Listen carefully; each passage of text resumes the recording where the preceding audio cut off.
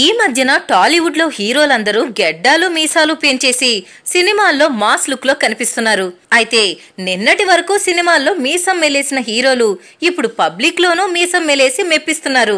అయితే ఈ మీసం మెలేస్తున్న హీరోల్లో ఎవరు మొనగాడు అన్న టాపిక్ ఇప్పుడు సినీ నగర్ లో ఆసక్తికరంగా మారింది.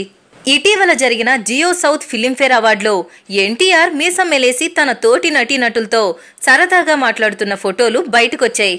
ఈ స్టిల్స్ అభిమానులనే కాదు, సినీ లవర్స్ అందర్నీ ఆకట్టుకుంది. అలాగే చిరంజీవి కూడా ఈ మధ్యన ఓ కార్యక్రమంలో మీసం మేలేసి ఏదో ఆలోచిస్తున్నట్లు కనిపించారు. ఉయ్యాలవాడ నరసింహారెడ్డి సినిమా కోసం చిరు మీసం పెంచి పౌరుషంగా కనిపించే పాత్రలో కనిపించనున్నాడు. ఇక రామ్ చరణ్ కూడా తన లేటెస్ట్ సినిమా రంగస్థలం 1985 కోసం రఫ్ లుక్ లో కనిపిస్తున్నాడు. ఈ హీరో కూడా ఓ సినీ ఈవెంట్ లో మీసం మేలేసి కనిపించాడు. ఇంతకు ముందు ప్రభాస్ రాణాలు బాహుబలి కోసం మీసాలు పెంచి ఫ్యాన్స్ కి కిక్కిచ్చారు.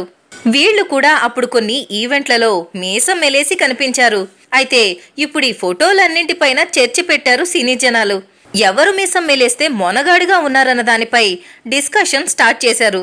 ఈ వీడియో మీకు నచ్చినట్లయితే లైక్ చేయండి, షేర్ చేయండి. మా మూవీ బ్లెండ్స్ ఛానల్ ని సబ్స్క్రైబ్ అవ్వడం మాత్రం మర్చిపోకండి.